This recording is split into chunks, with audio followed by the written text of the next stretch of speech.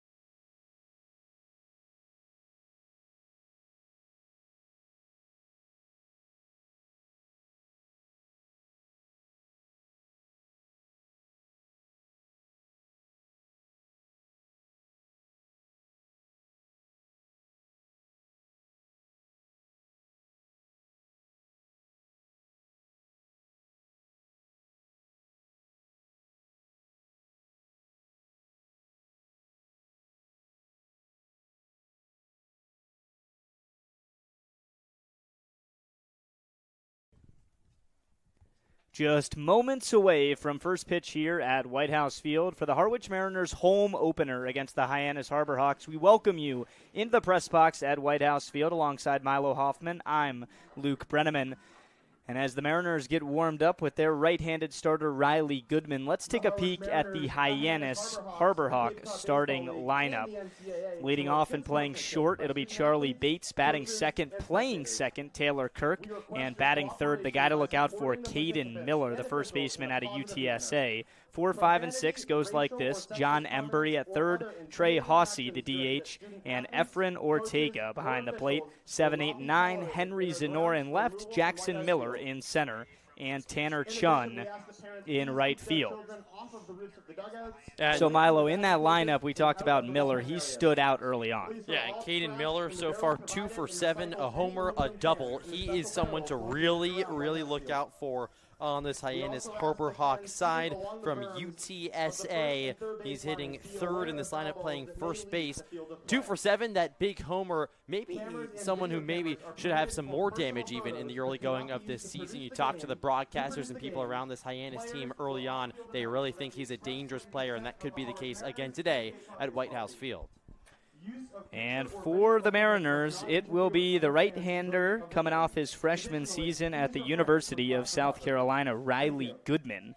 Goodman in 2026 appeared 12 times, 7 of which were starts, pitched 22 innings, an 8.59 ERA, struck out 25 in 22 innings, and lost 18 on free passes. So control is probably going to be the name of the game today, Milo, because those numbers in the base on balls category, not the best for the starter for Harwich Goodman, but then on the flip side, Liam Kineen, the starter for Hyannis, he lost 32 guys on walks in 58 and 2/3 innings of action at Princeton this year. Yeah, it was a bit wild over with the Tigers, but looking to hone it in here, making his first start of the season in the Cape Cod Baseball League, and controlling the strike zone is going to be huge, like we've mentioned time and time again here in the pregame show.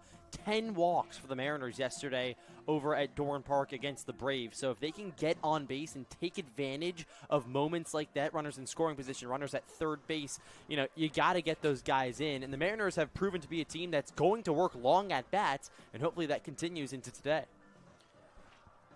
And it looks like we're ready to go behind home plate, calling balls and strikes. It'll be Carl Rodriguez at first base, Robert Melms, and rounding out the umpire crew, Joseph Hilton on third.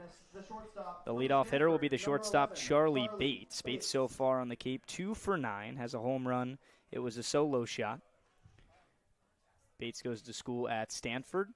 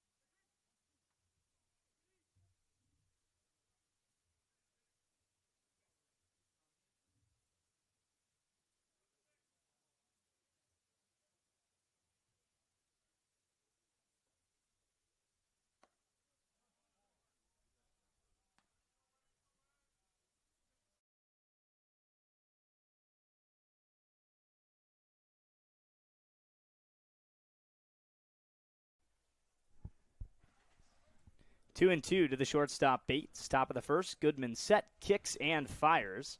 Fastball got him on the inside corner, strike 3. A good start for the starter, Goodman. Bates is a tough out We talked about him a little bit pre-game, Milo, but Goodman made it look easy there. Yeah, exactly. Riley Goodman with that fastball in the inside corner right there just struck out Bates looking, froze the bat. And obviously yesterday's strikeouts were big for the Mariners, trying to rack them up against the Harbor Hawks today. Here is Taylor Kirk, the junior out of Longfield Beach, California. Goes to Fordham. First pitch, fastball, clips the radar gun at 97. Up and away, ball one. Yeah, someone who has a whole lot of gas on the mound in Goodman. And we noticed that in the scrimmage game a couple days ago, these pitchers all north of 95. And Goodman certainly has that in the bag. Goodman comes home with the 1-0. That's right there at 97. Down the heart of the strike zone, 1-1. But then also last night for the Mariners, when you get the win on the road, Adam Arthur credited with the save, his first appearance of the young summer. The lefty comes in, and his fastball is maximum topping out around 90. Yeah. But he throws from a different arm angle, so guys get it done a different way. That's baseball. 1-1, skied towards right center field. Larson charges in and camps underneath for the second out. He's got the strikeout stuff, and that one just a weak fly ball out to right field. And you talk about the different ways pitchers get out. Yeah, Arthur had that sort of wonky lefty delivery. Well, Riley Goodman has a very, straightforward delivery from the mound, very different. But that velo is going to put hitters into interesting situations, and it's proven to be like that so far in the early going here. Goodman, an 8.59 ERA in 7 starts at South Carolina this season. He's now in the transfer portal. Native of Memphis, Tennessee, 6'2", 210, first pitch fastball outside to the first baseman, Caden Miller. This was a guy we highlighted in the open, 2 for 7 on the Cape, a home run. It was a 2-run shot. He's also doubled and has drawn 3 walks. So hitting for power, but also getting on base consistently. We'll see how the Mariners handle Miller tonight. Goodman from the belt, kicks and fires, 1-0, fouled straight back. Right underneath that one, Caden Miller. Already has a homer today or in the season, like you said. But you got to be really careful pitching. Also, a right-on-left matchup, so a favorable one for the hitter. Just game 3 of the Cape League summer. So we're still seeing who each team is really going to come to the cusp as their star. The 1-1 plunks Miller. Looks like it got him on the shin, and maybe not the shin with the pad on it. Oh, boy, this doesn't look good. Yeah, that one's got to hurt. Anytime you get hit in the shin, it's painful. And Miller's just trying to grind his way down to first base, but it just doesn't really look like he's going anywhere, Milo. Yeah, and you notice that he has the guard on his right shin, but it's his left foot that he's not putting pressure on right now.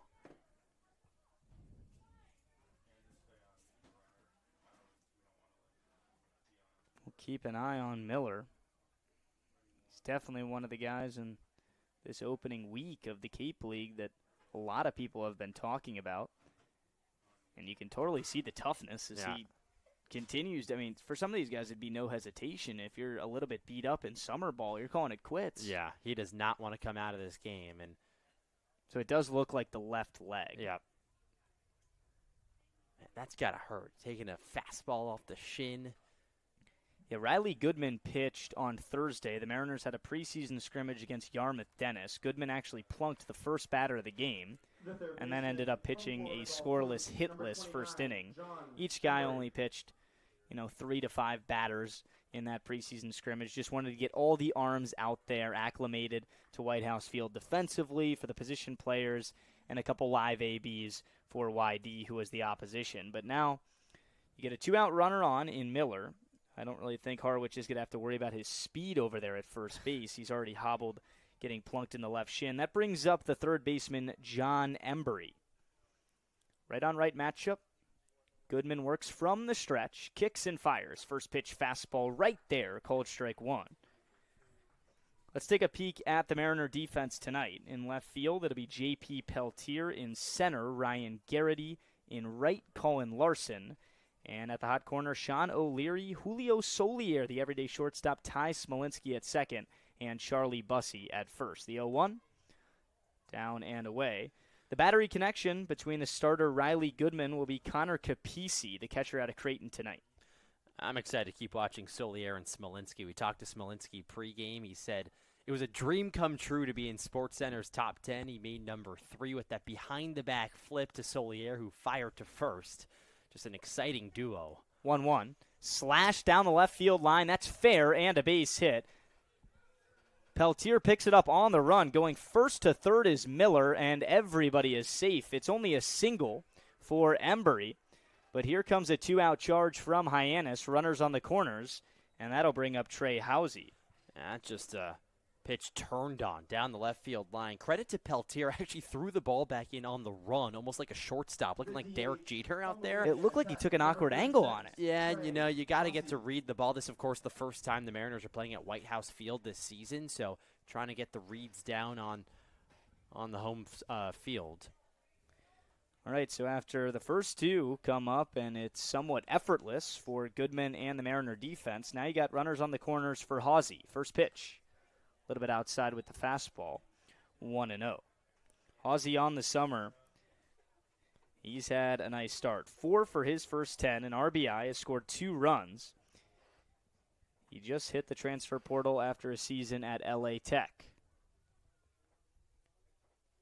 Goodman looks in, now comes home with a 1-0, swing and a miss. Went right back to that same spot with the fastball. Milo kind of sensing an early pattern that Goodman is going to pound the zone with the four-seam fastball. Yeah, and that's what you have to do. We saw that done so nicely yesterday by James Littman, the Harwich Mariners starter. So take some notes, go back there on the mound, and try to get similar results against Hyannis, but you got to command the zone. 1-1.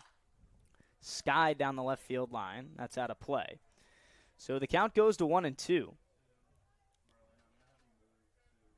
The Mariners got ahead yesterday in their first win of the season at Bourne. They scored the opening run in the 3rd inning. They also scored the first run on opening day in the loss to YD at Red Wilson Field. Yeah, yesterday when Bourne was coming back, you kind of went back a day ago and said, is this going to happen again? But luckily, the Harwich Mariners able to pull it out in the end.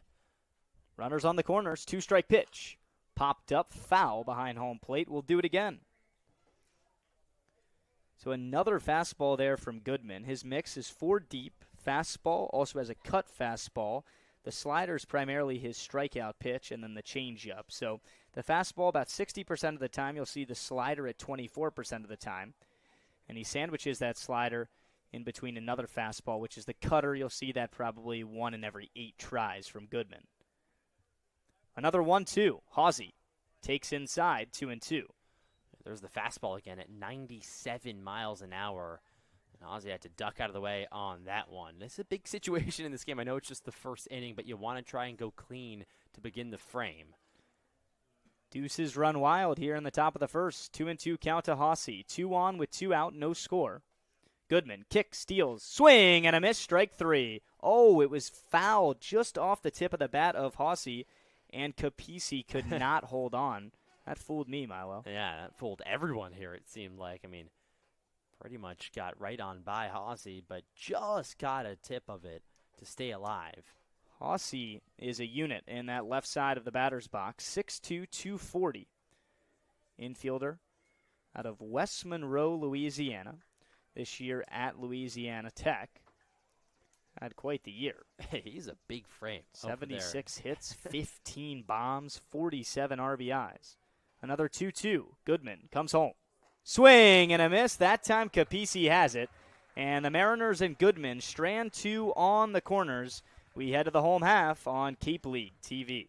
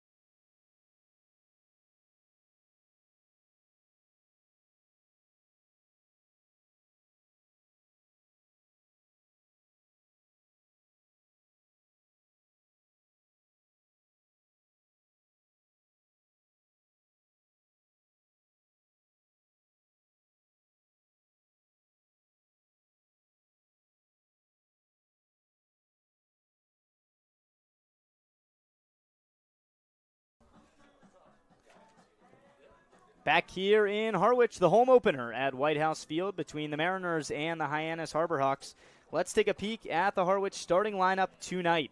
Julio Solier for the second consecutive day leading off and playing short, then Garrity in center. Ty Smolinski, the second baseman, batting third. 4, 5, and 6 goes like this. Sean O'Leary at third, Charlie Bussey at first, and J.P. Peltier in left field. And the final three for the Mariners, Quentin Coates, he's the DH tonight, Connor Capisi behind the plate, and Colin Larson in right field. That's back-to-back starts for Larson in right. Who sticks out to you tonight, Milo? Yeah, I mean, you got Charlie Bussey back in the lineup after going 0 for 4, starting in the outfield on opening day against Whitey. Now he's at first base. Interesting to see Steve Englert and how he decided to put him in the infield. I mean, obviously one of the best Division II baseball players of all time. Excited to see him maybe get into a rhythm here at Whitehouse Field. The starter for the Harbor Hawks will be the right-hander who is a native of Lexington, Massachusetts, Liam Kineen.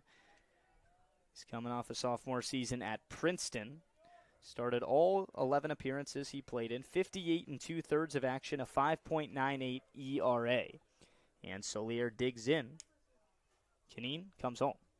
Fastball outside. Want to know the mix for Kineen: fastball, slider, changeup, curve.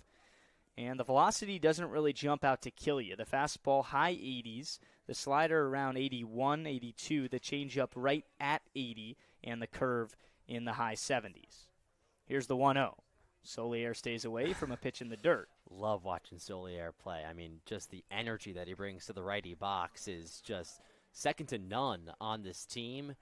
And he's got that Solier swag that he's bringing to the Harwich Mariners. And I like that he was moved up to the leadoff spot after hitting second opening day, trying to bring some flair, get a guy on early.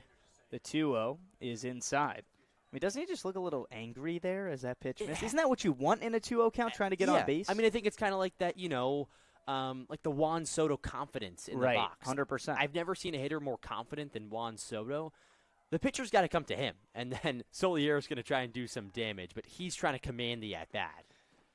Kineen lands the get-me-over fastball in the 3-0 count. Now it's 3-1. Solier so far in the summer, 1 for 7. Has 2 runs batted in. The first was on a fielder's choice ground out. The other is sac fly last night at Bourne. He's walked twice as well. Kineen trying to find the zone. Here comes the 3-1. Solier swings, rips it. Right center field, a base hit. Solier picks up his second base hit of the summer, and the Mariners have the leadoff man aboard in the bottom of the first. Wow, I mean, just a ripper to right center. A couple of the hits that we've seen from Solier have been that exact way. Yesterday, he started off the game with a single, and it looked almost identical to that right there. So he only hit 3 homers at Boston College this past season. Not someone that's known for his power, despite the frame that he brings to the box. But he can go, to the opposite way. He can pull the ball, cover like a complete player out there. Here's Garrity.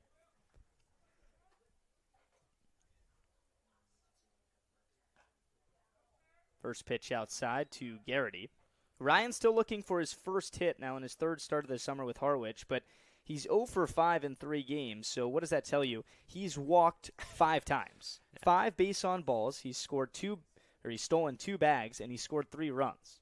So he's still making it count. Solier faked like he was going to steal, goes back to the bag, and Garrity spits on a fastball low and away, 2-0. Yeah, Solier has a stolen base so far this season, trying to wreak havoc on the base paths. But yeah, you talk about Ryan Garrity, sort of that key cog so far in the Mariner lineup that has been just a do-it-all guy.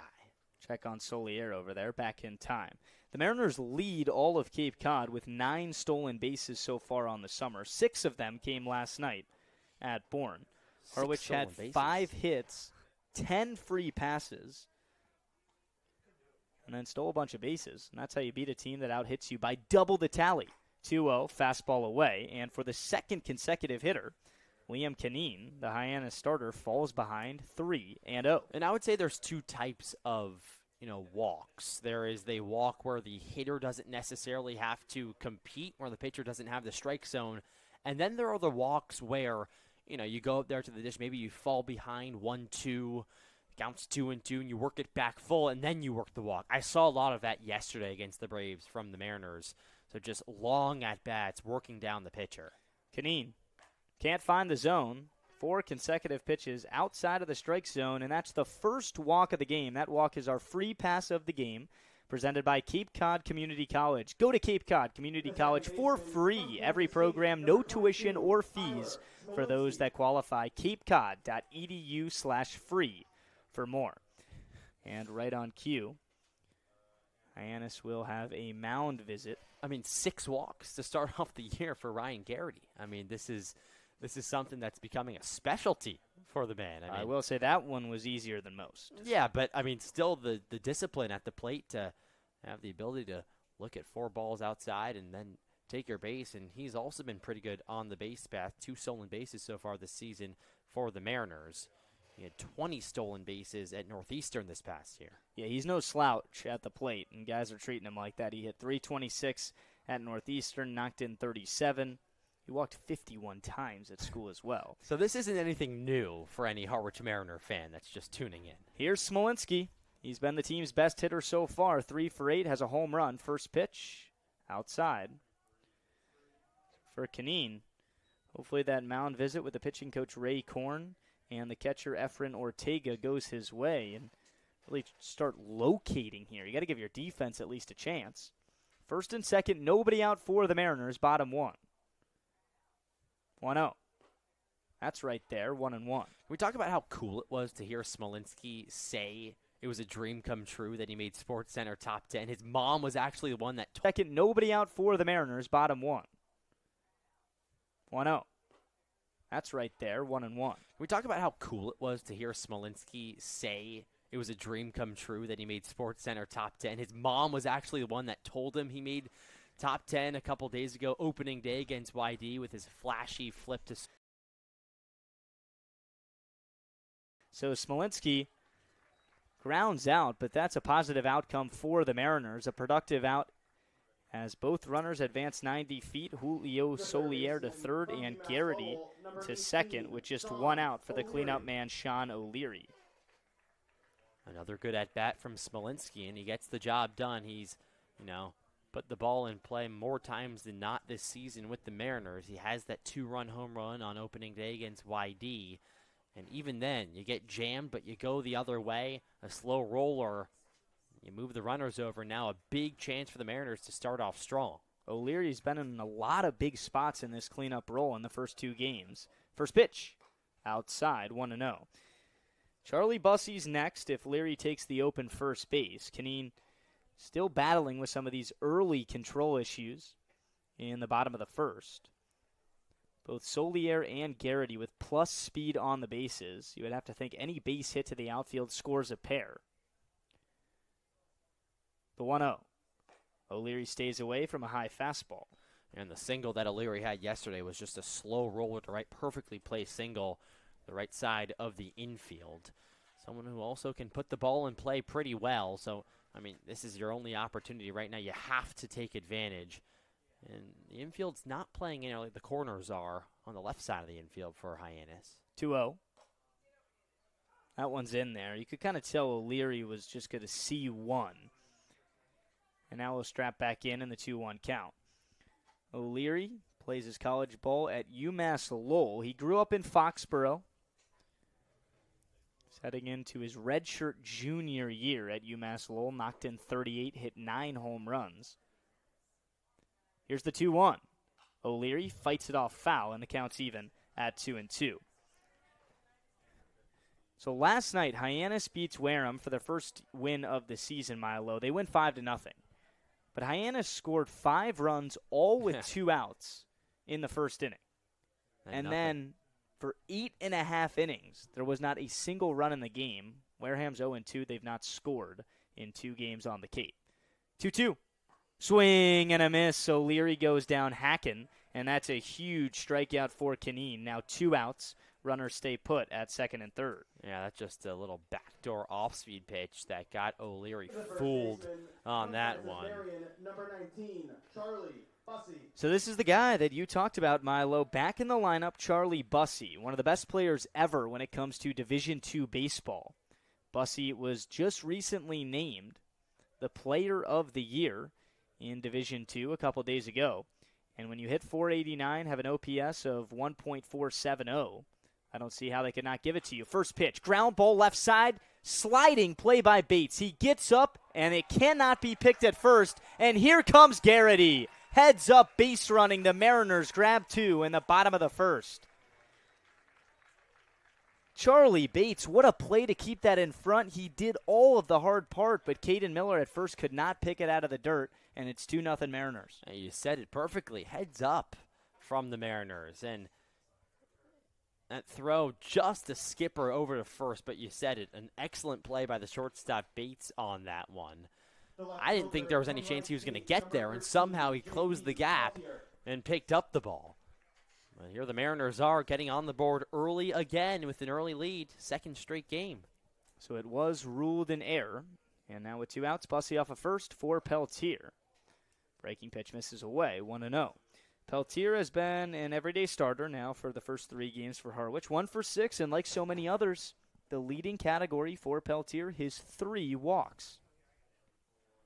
Someone else who's taken his free passes on the base paths, and that's what the Mariners have done so well this season. Got to keep doing that. All good teams walk a lot, and you can't go chasing and swinging at balls in the dirt and upstairs. You have to stay disciplined, and that's what he's done.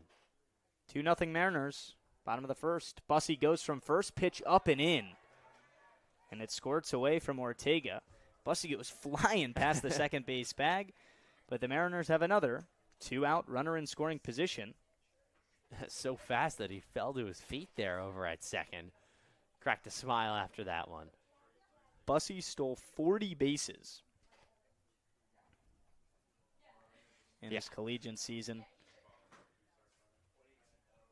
at Francis Marion. I mean, he did everything. Yeah, I mean, absolutely everything. And he won Player of the Year for a reason, but still curious to see how he adjusts to playing mostly Division I opponents here in the Cape. Here's Peltier, 2-0. Right on the outside corner with the fastball, 2-1. 2-out opportunity here for the Mariners early on. Mariners have not been great. A sub-150 team in the batting average tally with runners in scoring position, but the 2 hits that they do have in that category have come with 2 outs. Here's the 2-1. Inside.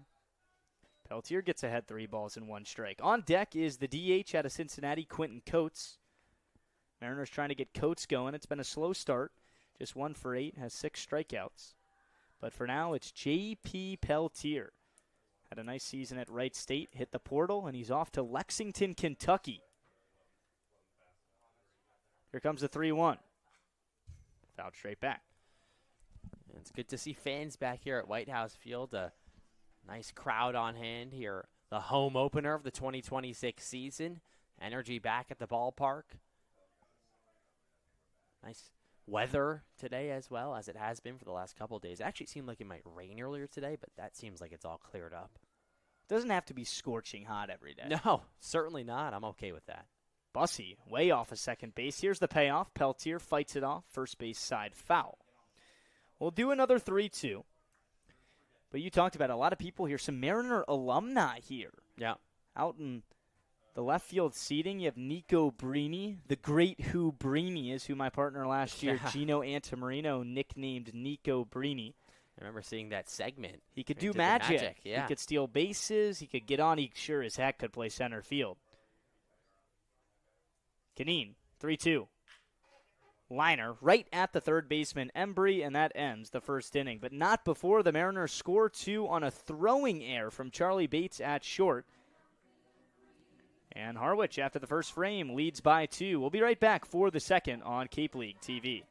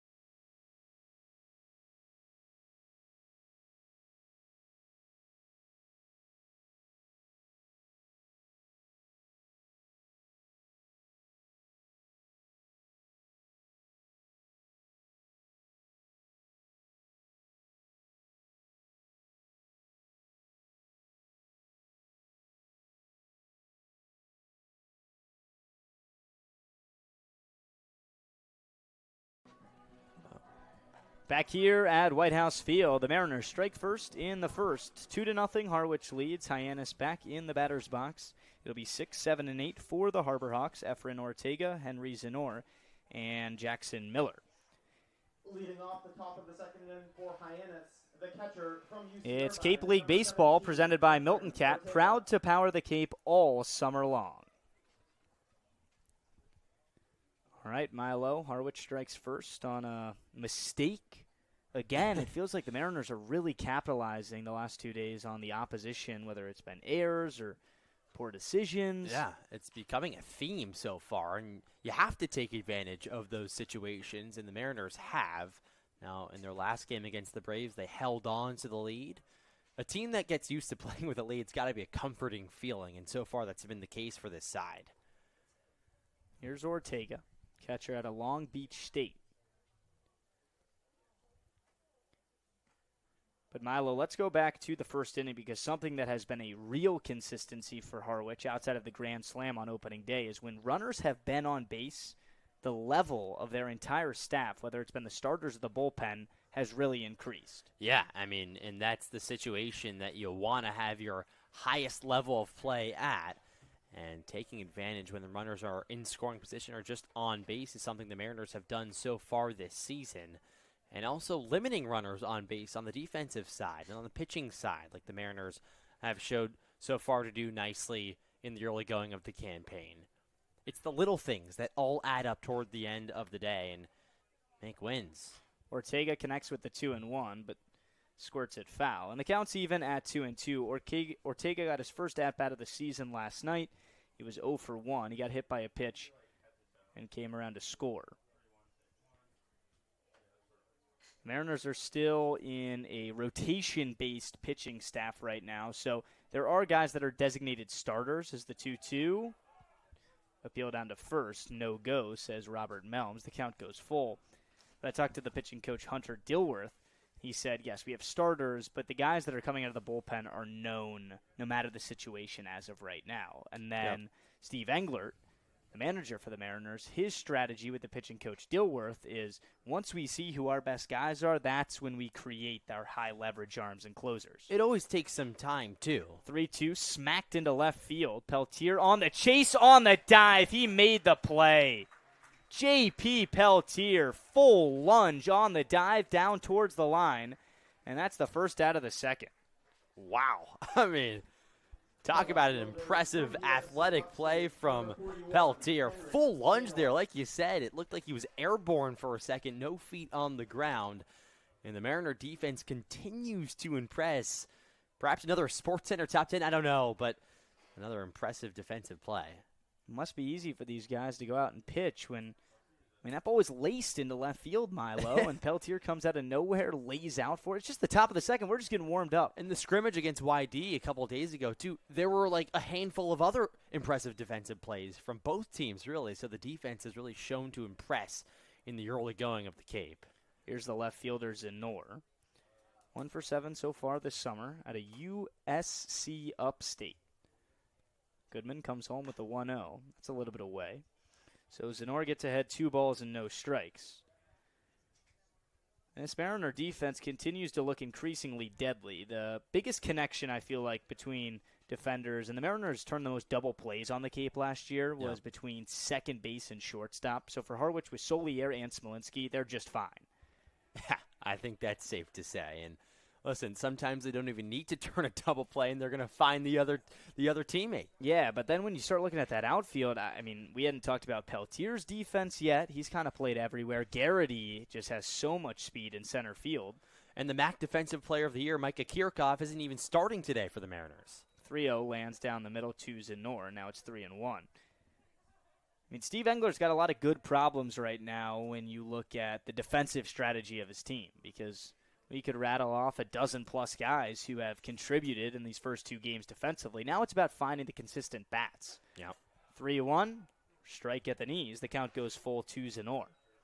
But I think the defense in establishing that as a spark plug early on is good, because it gives your pitchers confidence to attack these hitters, and it's okay if the opponent puts the ball in play a lot because you have the defense to back you up.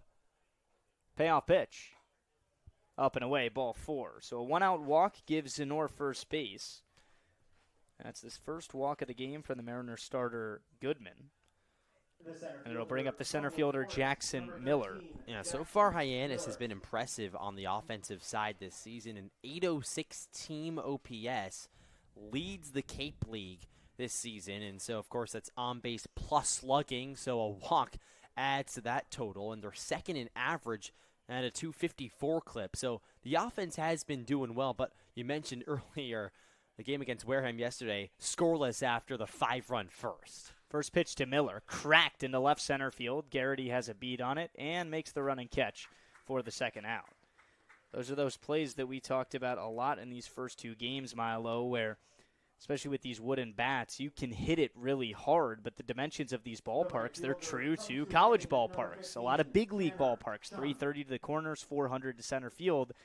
You might just not be able to get all of it, and that one, I mean, no threat of a home run, but still hit hard off the bat of Miller. Yeah, maybe if we're at Red Wilson Field, that has a chance to get out there with the 360 or so to center.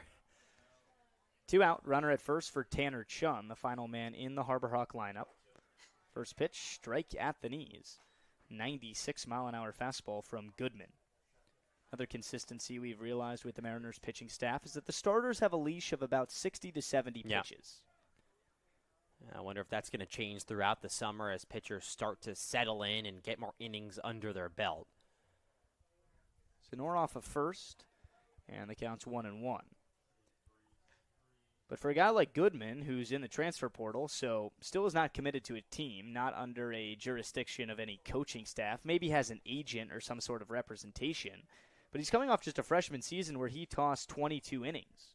Seems like a guy who's coming out here hungry for innings. Yeah. The 1-1. Ground ball, third base side, just foul. And Goodman also has a really good story. A Tommy John surgery in May of his senior season in high school. So he was out all of his freshman season over at South Carolina, and he's trying to get, some innings under his belt. Only pitched 22 innings this past season. But, I mean, he's been a top 100 prospect on different media outlets. Over the slot board had him as a top 100 prospect. So someone who's really, really dangerous on the mound. Was the opening day starter for South Carolina. 1-2 misses to Chun. Yeah, you hit the nail on the head. I mean, a ton of potential. And to commit out of high school to one of these big SEC programs, you're obviously going to be talented. Yeah, I mean, one of the top blue bloods of collegiate baseball, and now trying to find another home after a couple seasons with the Gamecocks, but whole lot of promise. 2-2 outside, and the count goes full. So the runner Zenor will be on the move at first base. Full count, 2 outs. Mariners lead the Hawks 2-0. Just early on, top of the second. But Chun's made this a nice at-bat after falling behind 1-2. Chun coming off a season at Tulane. Has since gone to the portal just like everybody else does nowadays, going to Hawaii. 3-2, ground ball foul. Zenor's going to have to scurry back to first base. You were looking at me as we were going through the Hyannis lineup before the game. It seems like every single player is going through the transfer portal. It's unbelievable. Every guy. Chun, his makes a lot of sense. You have a guy in Chun who grew up in Honolulu, Hawaii. He's played at Tulane in 25 and 26, and now he's transferring to Hawaii. Yeah. Another 3-2. Goodman looking for a scoreless second. He's set, comes home, payoff, got him, 96. Strike 3, Chun goes down, and the Mariners keep their 2-0 lead. Harwich coming to hit in the bottom of the second on Cape League TV.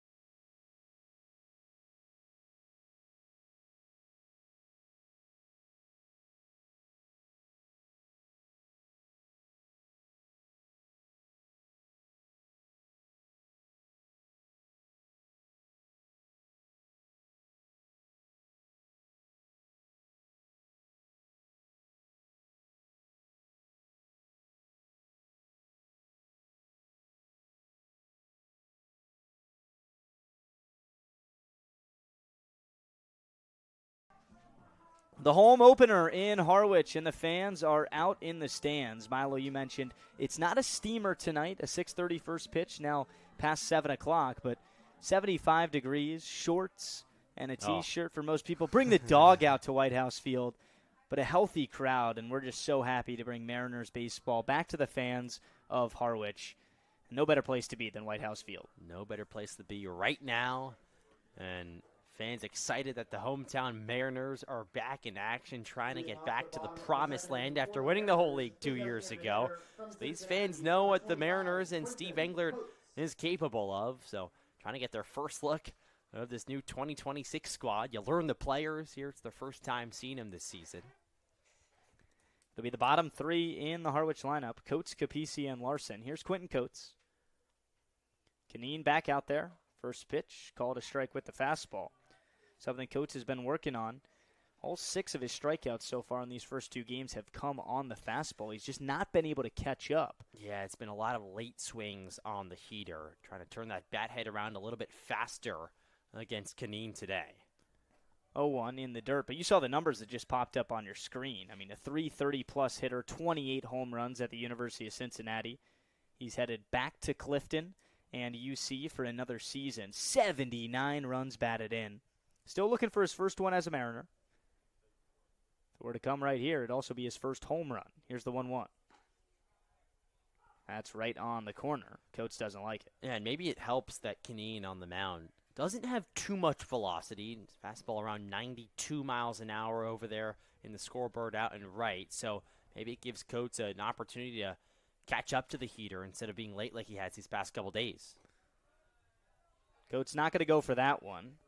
Canine is familiar in a Harbor Hawks uniform, not entirely settled in. He pitched in the NECBL throughout the summer, and when their season ended, he wanted to keep pitching. So a true grinder came to the Cape, teamed up with Hyannis, had a 4.15 ERA in 4 1/3 innings of action out of the bullpen. I always find it interesting when players do that from one summer league to another summer team. 2-2 in the dirt. Coates making this not bad. Yeah, you're right, Milo. And it does, like, for a guy like Canine, he's the Saturday starter at Princeton. Yeah. So he's second on the team, 58 2/3 innings pitched. But he's a guy that he's trying to improve his craft, and like so many others, you never know. Are they trying to go to a different school? Are they trying to show Major League Draft scouts? There's just so much more at stake now in the Cape League that is away from just professional baseball. Yeah, last year in the Alaska Baseball League, there was a pitcher that went from the minors over to the Cape League, and he switched midseason. That's a pitch clock violation on the starter Canine, and Coates is going to get a free ball 4 without even a pitch. So for back-to-back innings, the Mariners have the leadoff man aboard. Coates walks. Yeah, that's always a backbreaker. I mean, a pitch clock violation sort of ruins the whole, adrenaline part of the at-bat with the pitcher saying, come on, man, you got to get ready in time. But, Coates will take it, and the Mariners, of course, will take it. Here's Capisi. Got the off day yesterday. First pitch up and in. Capisi and Echeverria are the 2 catchers rostered as of right now for the Mariners. Capisi out of Creighton, Echeverria out of UPenn. And we were talking to Echeverria in the pregame. He said he thinks it's sort of going to be a back-and-forth situation, but he's not really sure. Find out more as the season goes along. 1-0. Fastball up and in. Back-to-back pitches right there. So Capisi gets ahead of the starter Canine 2-0.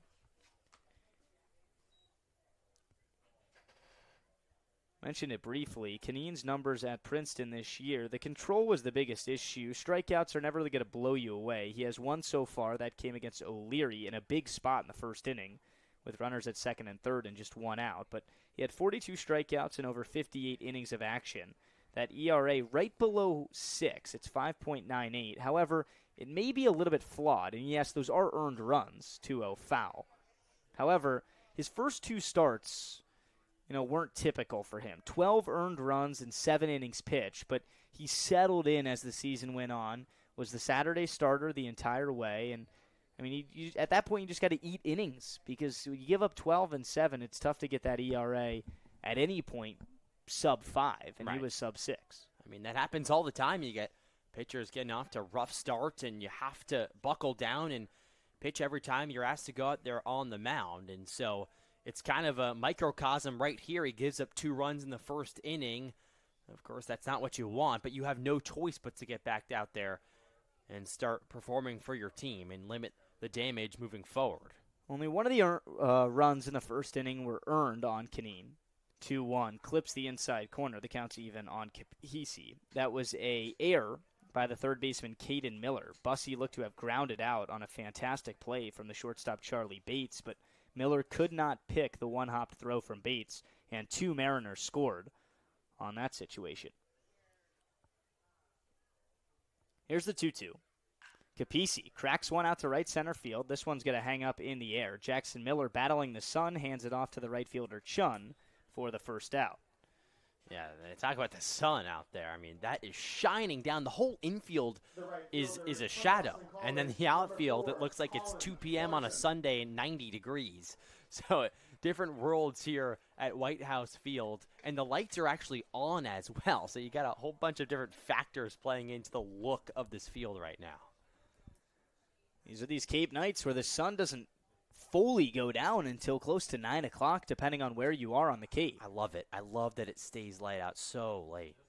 Larson now up, rounding out the Mariner lineup. 1 for 4 in his Harwich debut. Got his first hit in the later innings. Stole second, then stole third.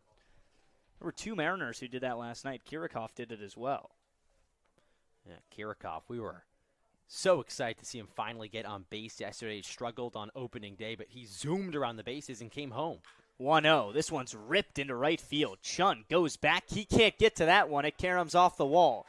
Coates just about getting to third. It's going to be a stand-up double for Larson, and Coates stays put. The first extra base hit in the last 2 games for the Mariners off the bat of the 9-hole hitter, Colin Larson, and Harwich in business again, second and third with 1 out in the second. We talk about small ball being the name of the game for the Mariners, but listen, you'll take a double, you'll take a homer every once in a while, and right there, just a ripper over to right field. I mean, the crack of the bat was so loud and so crisp, and it's good to see the Mariners connecting early, and there's really been runners on the base pass in the early going of this game a whole lot. Another big chance here for the top of the lineup. And the top guy on this Mariner team, Julio Solier, the shortstop out of Boston College, second and third, 1 out. First pitch.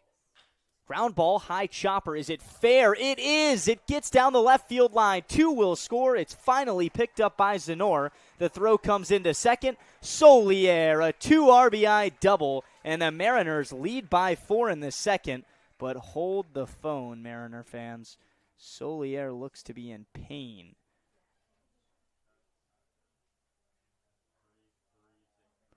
It looked to be an awkward dive by Solier where he was almost already at the bag and then dove, and he's grabbing at that left shoulder. Yeah, I mean, an unconventional double, so a ball that maybe off the bat he didn't necessarily know he was going to go for 2. And then the opportunity arose, and yeah, the dive just a little bit awkward into the bag, possibly jammed his shoulder as he slid into second base. Just hope everything is okay with Julio Solier right now, as he's been such an exciting player for the Mariners in the early going this season. Got the invitation to try out for Team USA. Now the Mariners skipper Steve Englert has made his way out there along with the trainer Amanda Lusky. Solier is helmet off. And this is just one of those situations that it's just, you hate to see even more in summer ball. Yeah. Because these guys, and a lot of them are playing for legit bucks now at school with the NIL and the money. These guys are doing it for the love of the game, and Solier's going to stay in the game. Yeah, it's good to see him crack a few smiles there as he's going to stay in the game. That's awesome to see. So a 2 RBI double from Julio Solier. Let's go back to that play, Milo. A chopper that just took a huge first bounce. John Embry over there at third base for Hyannis didn't play it well at all. He came in, and then he started running back. And then the shortstop, Bates, tried to cut it off on the line. He wiped out. He couldn't get there. And it rolled all the way to Zenor down the left field line. I mean, this is why I love baseball. You have the Larson ripping double to right field, and then you have Solier, just a 4-hopper over the head of the third baseman. Now it's Garrity's turn with a man in scoring position. 4-0 Harwich, back-to-back double for the M's in the second inning. And just 1 out with 2 already in. You know, if I had to make a guess, I think there's a good chance he's going to walk. Now has 6 free passes on the season after his leadoff walk. Garrity came around to score in the first inning. Takes a big rip at that high fastball. Garrity can't connect. But how about this sign early on, Milo? We talked about it in the pregame show, and we've kind of associated it with the team, and that's definitely premature in just the second game of the season, concluding last night at Dorn Park, was small ball. Yep. But now the extra base hits. We've seen back-to-back doubles. Here's the 1-1. Garrity pops it up. Dead center field. This is going to be a battle with the sun for Miller, but he's called off by the left fielder Zenor, who makes the catch for the second out. But it's satisfying. I mean, when you're starting to see a team who the pitching has truly been consistent, Yep. the base running is the best in the Cape with 9 steals, and if you can get the power numbers and the slug to start ticking up, I think you start saying look out with this team early on. It's a complete team overall, and you could make the argument it's been led by this guy who's coming up to bat right now in Ty Smolinski, but you try to check off every box in the early going of the season, and so far, you had the small ball, you had the walks, the stolen bases, maybe that power number is starting to be checked off as well. Solier takes off for third, the throw in there, and he's safe. Embry at third could not get the tag down on Solier. Oh, my goodness. That looked to be as easy as they come. Embry was kind of using the bag as a shield. He was behind it and then reached out. And Solier, I don't know if he deked him with his legs, but nonetheless, he steals third. That might have been the slowest slide I've ever seen. I mean, it looked like he went in slow-mo, but I think that helped him. He kind of avoided the tag. That was brilliant. First pitch to Smolinski. Ty already shook his head before the ball was in the catcher's mitt, 1-0. That's that confidence he's playing with right now, and he's got all of it going in the lefty box. Sort of like Solier, he has that swag that you feel like the pitcher's got to come to him. Runner at third, 2-out spot. Smolinski looking for an RBI hit. That's up and in. But it was called a strike. Excuse me. Carl Rodriguez behind the plate thought that one just clipped the corners. Ty says, yeah, okay. He doesn't really strike me as a guy that's, going to give those guys behind home plate too much grief. No, seemed very calm when we talked to him, and just an even-keeled guy is going to go ahead and do his business. Kineen comes home with the 1-1. Fought off foul. So Smolinski's going to have to battle now in a 1-2 count. You go back to that Solier stolen base, that's now the 10th for Harwich on the season. Kineen didn't even throw a pitch home. So there wasn't a play from the catcher Ortega. It was a pickoff move that actually worked. And you still can't throw the Mariners out. 2-strike pitch. Smolinski. Nubs 1 foul. We saw a number like that yesterday. Remember down the third baseline? I mean, that was quite the play in favor of the Mariners. And I believe it was also Ty Smolinski who hit that.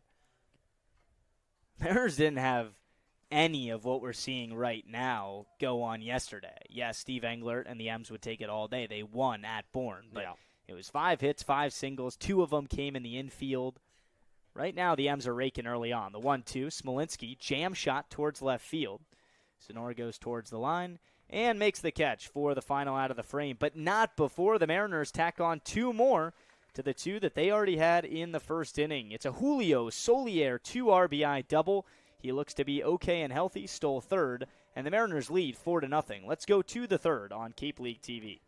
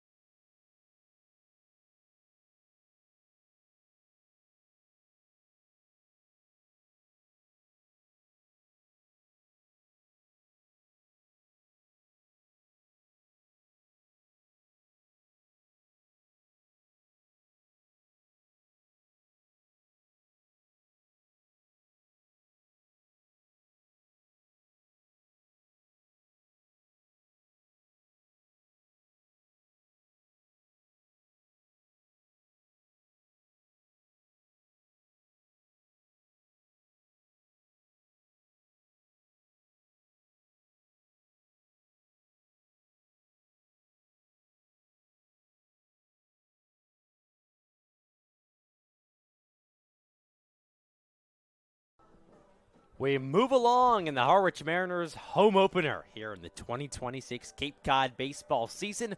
Alongside Luke Brenneman, I'm Milo Hoffman. And the Mariners hold a 4-0 lead over Hyannis.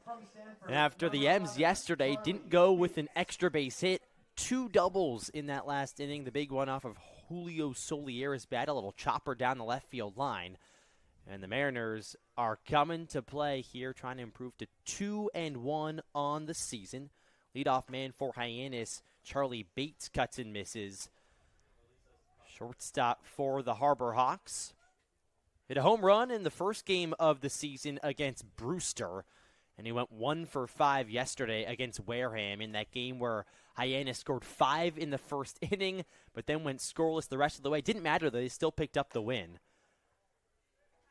Those bright orange jerseys for Hyannis. I was going to say, first time seeing Hyannis here on the Cape, those jerseys really, really stick out. They're nice, and those are kind of the new school unis that don't have the buttons. It's just kind of a T-shirt look. Yeah, I did notice that. I kind of like the old school version of the baseball jerseys, as Bates fouls that one. The heck are we doing talking about Hyannis? We haven't even mentioned the True. Mariners' new uniforms this season tonight. Talk about looking smooth. I mean, the cream is back as the base color, but there was more blue involved last year. It looks like the primary color this go-around in 2026 is red, and I really like those hats. Love how simple it is, gets the job done. That's a strike 3 called on the inside corner, and Riley Goodman is shoving so far today.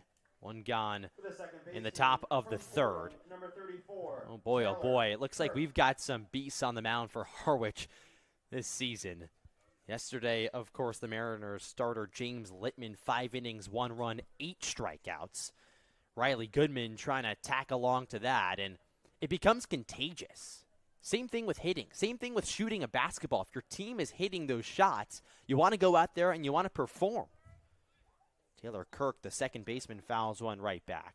And he's already got 4 strikeouts tonight, Milo. And he's certainly got Charlie Bates' number. That was Bates' second time up. Back-to-back strikeouts in those first 2 at-bats. Both of them looking.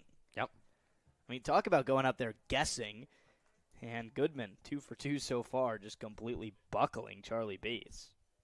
Kirk goes to Fordham. Swings and foul, tips one into the catcher's glove. In the transfer portal now, of course. I mean, it's almost a given, it seems, going down this Hyannis roster.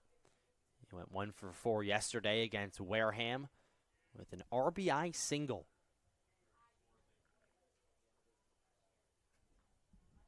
Here's the 0-2 pitch. Breaking ball called strike 3. Back-to-back backwards Ks for Riley Goodman.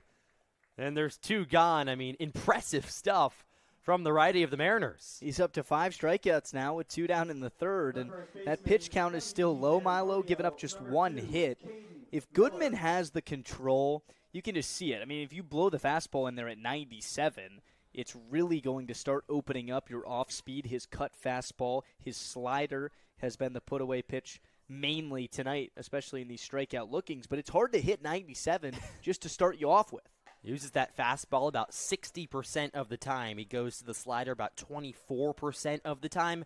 Has a cutter and a changeup, but those each under 15%. So mainly a fastball slider guy on the hill. And so far that recipe has been money for the big righty. That just down low. And the count's 1-1 now on Keaton Miller. But he can use the cut fastball, Milo, as a bridge for the slider. So the way he'll do that is when you pump in 97 with the four-seamer, there's your fastball. Yep. But also you got to keep hitters on their toes because the spin may look similar and the velocity similar in the 90s with the cutter, but it's not. 1-1, chopper over to first. Bussey scoops it, runs to first in time, and that's a smooth 1-2-3 inning for Riley Goodman and the Harwich Mariners. 4-0 M's here in the home opener at Whitehouse Field. We'll be right back on Cape League TV.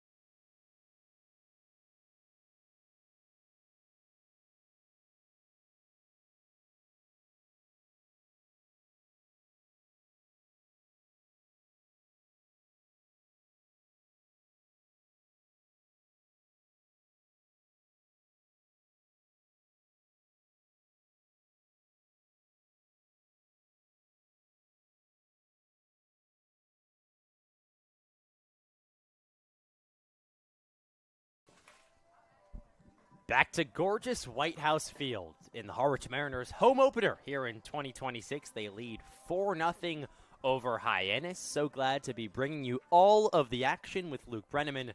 I'm Milo Hoffman. It's still Liam Kineen on the hill for Hyannis.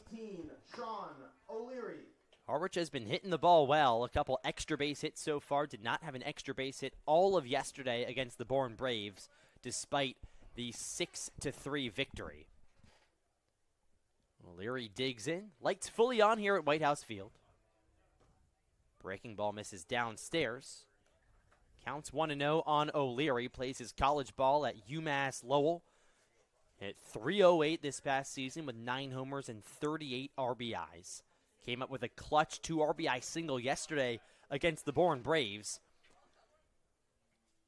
It's the string of hitters in this lineup, and really this is the heart of the lineup. You got 4, 5, and 6. O'Leary has played in every game so far this season for the Mariners. Just 2 of 10 coming into the ballgame, but it seems like every at-bat has been competitive for the UMass Lowell product. No doubt, and especially when you look back to that at-bat last night, I would say that if you could point to an at-bat in a game that Harwich was able to win 6-3, that was probably the winning hit. Yep. Because it was a 1-0 game. The bases were loaded with 1 out. And right before O'Leary, the Mariners had Smolinski up with just 1 out. And he popped up in the infield, so nobody scored. And that hit proved to be huge because the Bourne Braves actually came back and scored 3 runs. So without that, who knows what the end result is. But the Mariners did pick up their first win of the season. Trying to make it back-to-back against Hyannis today, who won 5-0 against Wareham yesterday. They're 1-1 on the season. 3-1 pitch. Swung on, a little jam shot, slow roller over to short. Baders is there, throws off balance to first in time. That's a nice play from the shortstop. So 1 quick out here in the bottom of the 3rd. Putting the ball in play, though, as much as possible. Trying to limit the strikeouts for the Mariners. Hyannis is going to make those plays. Actually, the only team in Cape Cod this season, of only 2 games in, but they don't have an error. They've been really smooth in the field, and you saw it right there from Baders, the shortstop. Here's Bussey. He's looking for his first hit of the season. Plays his ball at Division II Francis Marion.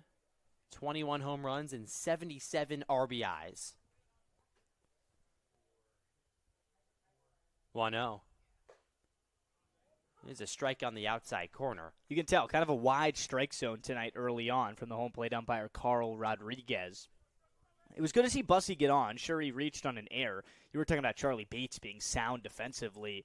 The Stanford shortstop was here all of last summer with Hyannis. He made some of the most fantastic plays I've ever seen at that position, Milo. And he made that sliding play on the Bussey grounder in the first inning. But when he popped up and threw it to first, Caden Miller couldn't help him out and pick the ball at first base. The error was actually put on Miller. The score said that it was a play that should have been made. Yeah, and Bates drifted over. He made an okay throw. And when you're that good defensively, you gain the reputation, the expectation that you're going to make those plays, and he did that. Of course, that ended up being costly for Hyannis. That error on the first baseman, Miller, was a big part in bringing home 2 runs in the first. Mariners tacked on 2 more in the second. Trying to score in the first 3 innings of the game today. 2-2 pitch to Bussey is a high chopper over to third. Embry's there across the diamond throw. Not in time. Bussey was gunning down the line. And that'll be his first hit here of the 2026 season. How about that? Well, it looked to be somewhat of a questionable call, and I was looking over down the first base line, and he up right on cue. Mitch Carricker, the head coach for Hyannis, is already out of the dugout and having a word with Robert Melman. Look, this is going to happen every game. Let's look at the replay here. Number 13, JP. I mean, it looks like it's certainly close enough. Tough to tell on that, but the call is going to stand on the field. So Bussey aboard, an infield single. Good to see him making contact, though. Both the balls have been in play. The first one was hit harder than that one to short, but that one a high chopper. You can get on. And he earns himself a true hit there. So first hit for Charlie Bussey in a Mariner uniform. Someone that I was so excited to see play this season. Another one of those guys is J.P. Peltier for the Mariners. He looks at a strike, a breaking ball. Caneen has that slider and curveball. Curveball sits at around 78 miles an hour, slider at 81. Already mentioned it. The fastball doesn't have too much velocity. A wave and a miss. There's that slider at 80 miles an hour. I think when Caneen's ahead of you is when he can really be extra effective. But so far tonight, especially in the first 2 innings, he wasn't getting ahead of anybody. He fell behind back-to-back hitters 3-0 to start the contest. And right now it looks like he's maybe settling in a little bit more because he's pitching ahead. An 0-2 count here on Peltier. He went after O'Leary to get the ground out to start the frame. So that's the kind of stuff that the pitching coach for Hyannis, Ray Korn, especially the manager, Mitch Carricker, are trying to settle in guys to the Cape. Yes, you have to respect your opponent, but you have to make them beat you to get on base. 0-2, swinging a line drive to center field. Stays up, though, for Miller. He makes the head-high grab. And there's 2 gone in the bottom of the third. I'm curious to see if the Mariners are going to send Bussey over at first base. 40 stolen bases this past season at Francis Marion. He has some wheels on him. We saw it there. That was a ground ball routine play, it seemed, for the third baseman, Embry, but could not make the throw in time. See if they send Bussey over there. Of course, already 9 stolen bases this season for the Harwich Mariners. I think it would make sense, Milo, because he has the speed. There's a 2-out spot, and could maybe give Coates an RBI opportunity. There he goes. Oh, no, he holds up halfway. No throw from the catcher, Ortega. Boy, it looked like Bussey was going to be caught in no man's land there, but made the late decision to retreat back to first. The catcher, Ortega, didn't make a definitive move saying he was going to throw, and that hesitation came back to haunt him. Ortega only caught 7 of 19 runners stealing in his sophomore season at UC Irvine. It's just under 40%, though. Yeah. 0-1's the count. 2 outs here in the bottom of the third. The hitter is Quentin Coates. Looks at a pitch downstairs. Excited to see Coates play. Just trying to break out of this early slump this season. Comes into the ball game 1 of 8 so far this year with 6 strikeouts. He actually reached in the second inning via a pitch clock violation. Check back to first, not in time. Over to Bussey. Coates hit 28 home runs. Had almost 80 RBIs at Cincinnati. He has all the talent in the world trying to put it together here for the Mariners. Bussey a big lead. Pitch home, skips in the dirt, and Bussey cruises into second easily. Long turnaround third, but he'll hold on right there. So another runner in scoring position for the Mariners here in the bottom of the third. Can they take advantage again? I mean, these are the moments where it feels like you can start to put a team away early. You score 2 in the first, you pair up another 2 in the second. And now it kind of looked like Harwich was maybe going to go down scoreless in this frame, but you get Bussey on, and Peltier hits one hard, but he doesn't do anything with it. Suddenly 2 outs. Coates hasn't been swinging it all too great, but now you just need, a blooper to fall, something in the gap. Bussey is going to get in with his speed at second base. The Mariners could score in the first 3 innings of this game. 2-1. Called strike on the outside corner. So now it's 2-2 to Quentin Coates. These strikeouts early on in the season have been sort of uncharacteristic for him. He struck out 25 times at Cincinnati this past season, but he walked about 30 times. So he has all of the tools to be a really successful player at the collegiate level. Yeah, Coates is going to be a stud here in Harwich. There's just nothing that could possibly tell you otherwise. Yeah. And 2-game sample size in baseball is pretty much nothing. Sometimes it takes a little bit to get adjusted. Pitch is down in the third, and Bussey cruises into third. So 2 wild pitches, and Charlie Bussey has gone from first to second, now second to third. You think he makes it home? I mean, the way this inning is going, another one of those wild pitches, and you've got a 5th Mariner run here just in the 3rd inning.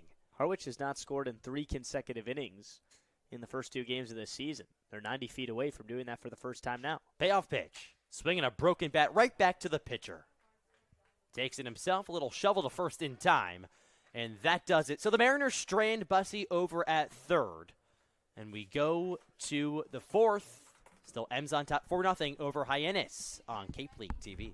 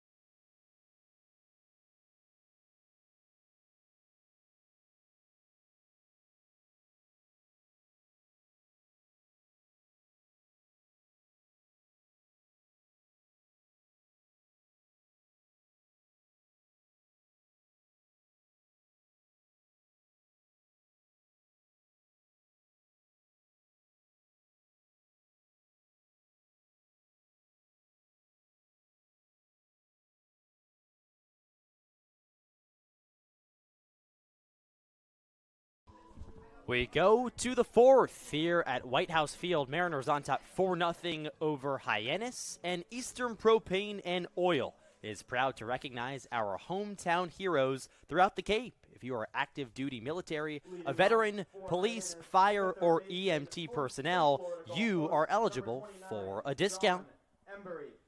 Still Riley Goodman on the hill for the Mariners, toeing the slab with the cream jerseys with the Harwich lettering across the chest. These are some crisp uniforms. We've already talked about it once. Don't have to go back there again. But listen, I'm all ears if you want to talk about the Mariner uniforms a couple times throughout this broadcast. Why not? Pitch to Embry is high, the third baseman for Hyannis. What do you think about the hiked up pants? Because both the Mariners on that shot right there. So you're talking about the socks going up? Smolinski. Yeah, do you like it or do you like them down? I love it. I'm a socks up guy. I'm an up guy too. My high school days, my Little League days, I was all socks up.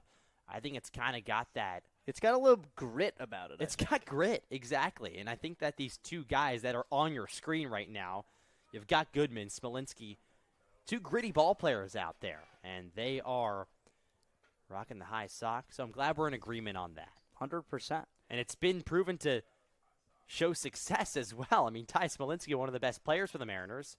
Riley Goodman dealing. Absolutely dealing. That pitch is lined right field. Larson charges in, dives, can't make the play. It trickles about a few feet away from him, but recovers quickly. That'll probably go as a hit for John Embry. And Hyannis has the first runner aboard here in the top of the fourth. That one almost another impressive diving stop from a Mariner outfielder. For the sake of ground covered, this is back to the Bussey at bat, but for the sake of ground covered on that fly ball, if Larson were to track that down, I think it's somewhat of an highlight that he even got to the ball on the dive, Milo. Yeah. Because when Bussey turned around at first, when it was off the bat, it looked like Bussey was the only one who was even remotely close to the ball. Yeah, that's true. Larson has some speed, and he paired that up with that rocket double off the wall in his first at-bat of this one. It's been impressive so far with the Mariners. So far, the Mariners have been just mind-boggling on the defensive side. It's been unbelievable. Mind-boggling in a good way, by the way. Pitch is ripped on the ground right side, past the diving Smolinski, and into right field, a base hit. So now back-to-back singles for Hyannis. And they've got something brewing on the offensive side. We talked about their offensive capabilities in the early going. Lead the Cape League with an 806 OPS. That's for the team. And second with a 254 batting average. So despite going scoreless in the final 8 innings yesterday against Wareham, they have a good offensive team. They have the best slugging percentage in the Cape. Yep. I mean, they're slugging at .437. The Mariners are about half of that at .231. So still plenty of time to go, but I think the theme is if there's anything to take away from the first 2 games of Hyannis, a 4-run lead early on the game is not going to do it. Pitch to Ortega is downstairs. The catcher for Hyannis. Just his 3rd at-bat of the Cape Cod baseball season. Trying to get his feet under him. Plays his collegiate ball at UCI, previously at Long Beach State last year. He hits one high in the air, shallow right field. Bussey drifts back. 3 players there, and Smolinski, the second baseman, makes the catch in the end. It's good communication there from the Mariners. About 3 guys could have had it, and Bussey got out of the way. Sometimes the first baseman kind of has the jurisdiction because he's got the bigger mitt. But Smolinski, you can tell he's had somewhat of a quarterback role on this infield. Solier, obviously the shortstop, he's going to call primarily all the shots and have a lot of the highlights. But nonetheless, that's a big out in that spot. You give up back-to-back singles to start the 4th, and then you get the easy pop out. The runners don't go anywhere. Puts more pressure on this at-bat for Zenor. See if you can turn 2 here. Mariners turned a big double play yesterday against Bourne. The bases were loaded in the 2nd inning for the Braves. And Lee Ellis, Bourne's second baseman, grounded into a 5-4-3 double play to get out of the jam. That would be huge here for the Mariners. I feel like the Mariners' first 2 contests have really shown the small differences that can be and affect the end result in the sport of baseball. You look at opening day. The Mariners decide to stick with their starter into the 4th inning.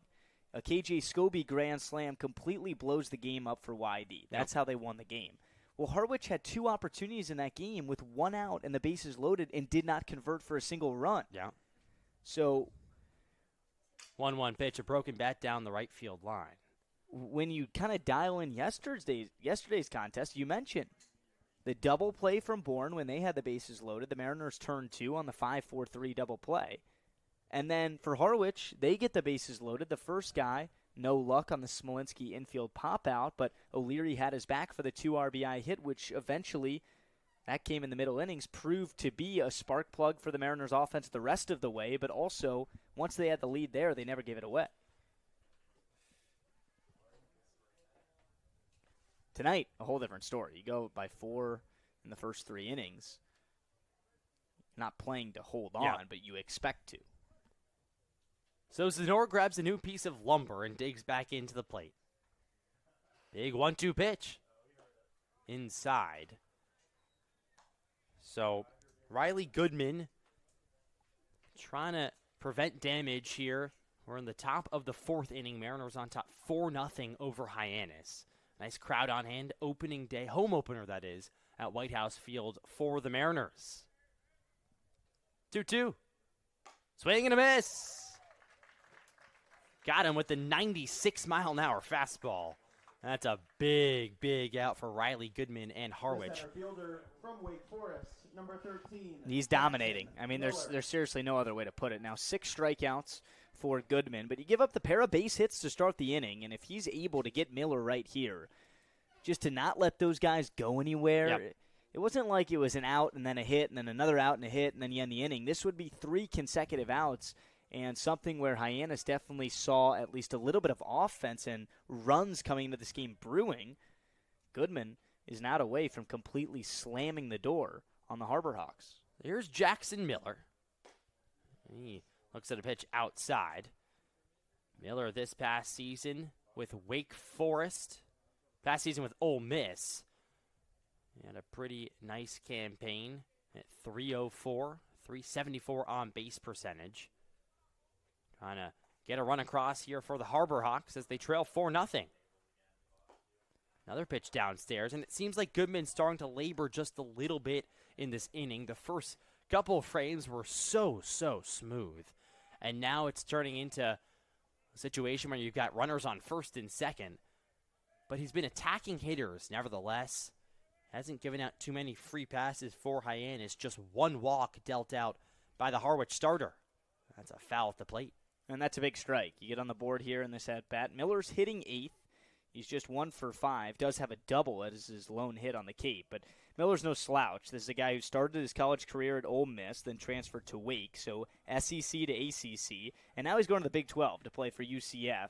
He hit the portal, and he is transferring there for the coming 2026-27 season.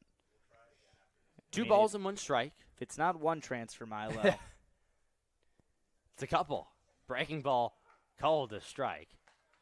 So now it's 2-2. Here's the action pitch for Goodman. You don't want to let this get full. The runners will have a head start, and you also risk walking the bases loaded. Deuce is wild at Whitehouse Field. Here's the pitch. Swing and a miss. Breaking ball strikes out Jackson Miller, and Hyannis strands runners on first and second. We go to the bottom of the 4th on Cape League TV.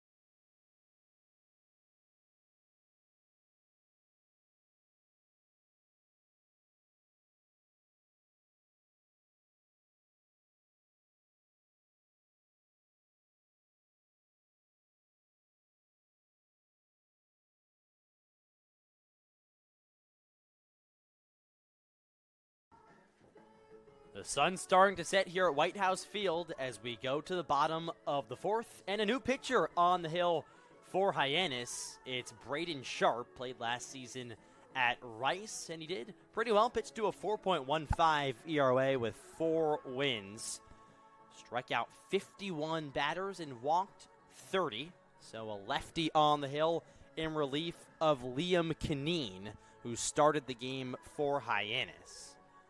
Mariners still trying to put the bat on the ball and continue to be impressive at the plate. They've scored 2 runs in the first, 2 in the second. That last third frame, the first inning in which the Mariners did not score. Number 23, Connor Capice. Kineen just got off to a rough start. I mean, 3 innings, 5 hits, 4 runs, 3 of which were earned. But he walked 2, let the first 2 on in the first inning, got away from him on the air, so not entirely his fault. And then the second inning is when the Mariners really got to the starter. Yep. It was a leadoff walk from Coates, came around to score. Larson doubled, and then Solier had the 2-run double. And that's where we stand. Here's the pitch to Capice. Fastball clips the outside corner. Connor Capice, 1 for 4 coming into this game with the Mariners. He started opening day against YD, struck out once. 1-1. Breaking ball, that's a wave and a miss. As the strike call is confirmed by first base umpire Robert Meems. Sun starting to set here at Whitehouse Field as the lights are fully on here on the home opening day for the Mariners. Swing and a miss. Strike 3 on Capice, and there's 1 quick out and a quick strikeout for the new pitcher, The right for fielder Hyannis from Boston in College, Braden number 4, Sharp. Colin Larson. That pitch was way out of the zone there, Milo. I think Capisi Yep. would have liked to just hold back, but that's what guys like to do when they get ahead. If you have a fastball, you throw it up there and see if a guy's eyes will light up like Capisi's just did. And he went down swinging. Showed bunt. Larson gets it down back to the pitcher, and a good throw to first is in time. Sharp did nicely there to field that ball. So Larson trying to do anything he can to get on base for the Mariners. Looked like it could have been maybe denting a little bit more down the left field line he would have liked. But back to the pitcher. And listen, force Hyannis to make the plays defensively. They've done it so far this season. 0 errors for the Harbor Hawks, but still put pressure on them and make them make the plays. Yeah, I think especially as the first pitch in the count, it's a little bit different style of bunt. What Larson just did would completely work for a sacrifice situation. But if you're going to bunt for a hit, you kind of got to gamble a little bit, especially in a, first pitch of the at-bat. So there's no count. You're not really dealing with 2 strikes where it has to be put in play or one where you don't want to get to 2 strikes. And this is something that Mariner fans will get used to seeing throughout the course of the summer. Yep. Steve Englert will come out. He'll talk to his guys. You see it a lot in college baseball. This is something All the that time. you'll never see in the big leagues. But I think what Englert likes to do, and for being here last year, is especially this inning is off to a quick start.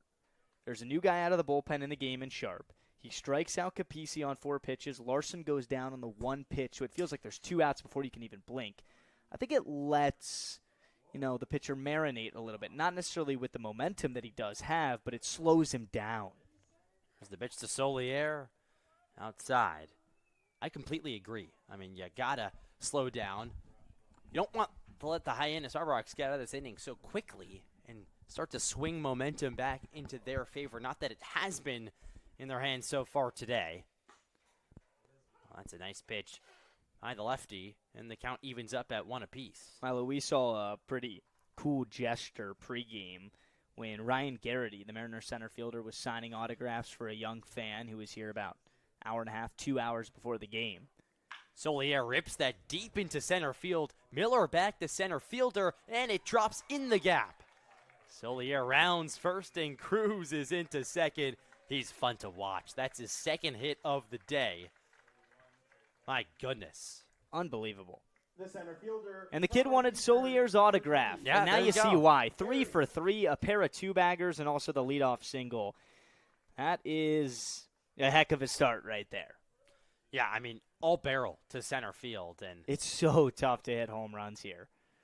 not that one hadn't really had a chance No, to get but out. I mean, it puts into perspective what does have a chance.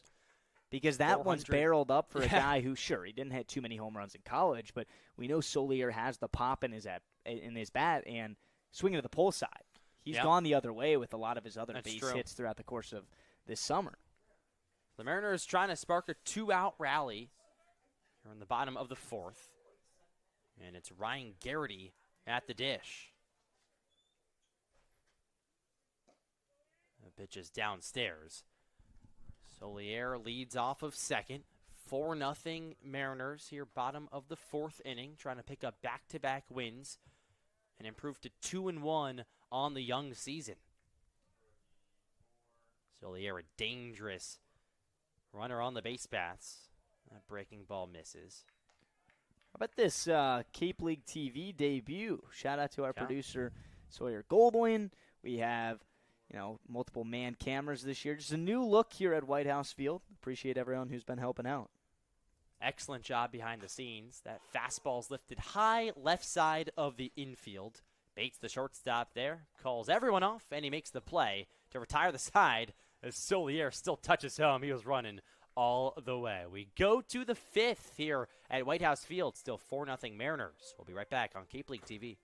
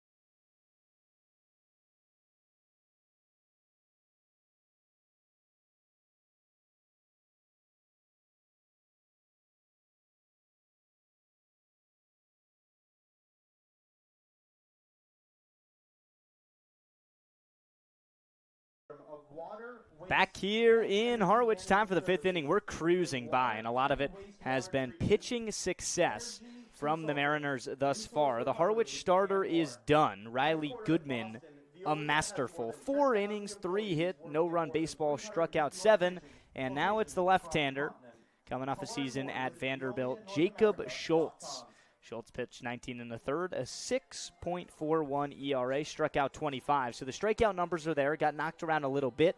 And the Houston kid hit the portal, and where did he transfer? He goes to the University of Houston. So he's going home, pitched at Vandy. And Hyannis trying to get back into this game. The Mariners lead 4-0. It'll be 9-1-2 due up for the Harbor Hawks. That's Chun, Bates, and Kirk. And Chug digs in to kick off a left-on-right matchup here with Schultz.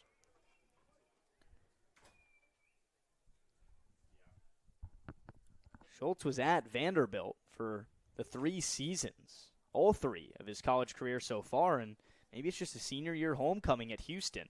Yeah. He missed his entire freshman year with an injury, then as a sophomore appeared just 6 times, but went 1-0 with a 3.18 ERA. Really good numbers. And we told you the junior year numbers. This one is skied down the left field line. It's drifting foul and just leaks out of play. Chun squared that thing up. Yeah, that was a little closer than expected, and Chun at Tulane this past season only had 1 home run, so not a guy who's known to hit the long ball. But that one was squared up down the left field line. It's 330 to the corners here in 400 dead center at Whitehouse Field. So if you get a hold of one to the pole side, it has a chance to sky out. Very much so. There's some fans over there waiting to catch one right up against the railing down the left field line. Nonetheless, a 1-1 count to the Harbor Hawk right fielder. Schultz kicks, fires, and drips one right down the middle. How about that curveball? Had some serious movement on it. I mean, right there, you see it on your screen. Just a beautiful 12-6 action. I love this view, too. I mean, you could see the vertical drop of the curveball. Just spins into the zone and almost buckles the hitter. Schultz gets ahead. Here comes the 2-strike pitch. Blooped into left center field, a base hit.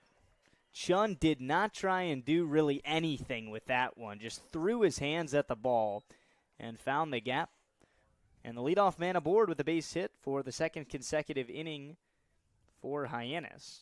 And now it's time for the top of the order and Charlie Bates. But the Trident Trivia question of the day. Tweet your answer at us. Use hashtag Trident Trivia. Who leads all active Cape Cod Baseball League alumni in Major League Baseball earned run average? So who has the best? Not who has the highest. We don't want to know about him. I think I know it. You think you know it? So the way this is going to work for the Mariner fans is you're going to tweet at hashtag Trident Trivia and give us your answers. We'll shout you out if you get it correct, if you're the first one, of course. And then we will give the answer in the 7th inning. Okay. And that's going to be a thing on the radio and on TV like we are tonight. Just adding elements. I like it. Want to get our fans engaged. The 1-0 in the dirt, and it's now 2-0. But right now, the Mariners need to strap in a little bit in the 5th. Do you think you have an idea of who it is? Do you have any, So players this isn't in your a mind? Mariners question. It did say former Mariner on the graphic. Former Mariner? It did say on the graphic, yeah. Ooh. Yeah. You say you know who it is? Oh, I know who it is. Okay. Well, we'll see in the 7th. Yeah, We'll let Milo answer before we say the actual answer so that we can keep a running tally. This one falling down the left field line. Look out. Pelletier, good effort, but can't make the play up against the fence. The count goes to 2-1 on Bates. Good. I like that. You get my answer out there so I can prove that I got it. Okay. And then we'll move on. Good. The Mariners have some serious alumni. Yep. If you have not tapped in, our team beat writer, Michael Laba, is posting stories every single day. He also wrote a couple preseason articles, and one of them was about Ernie Clement, a former Mariner who made the World Series last year, was a huge part of the Toronto Blue Jays run. He's having an even better start to this season as the 2-1 pitch lands to make the count 2-2. Talk about a clutch hitter in Ernie Clement. I mean, last season, the postseason with the Blue Jays. But that's where he made a name for himself. And now this year, he's raking. He's hitting home runs. He's hitting for power. Blue Jays are still under 500, but they're ticking back up. A big favorite starting this season. Here's the 2-2.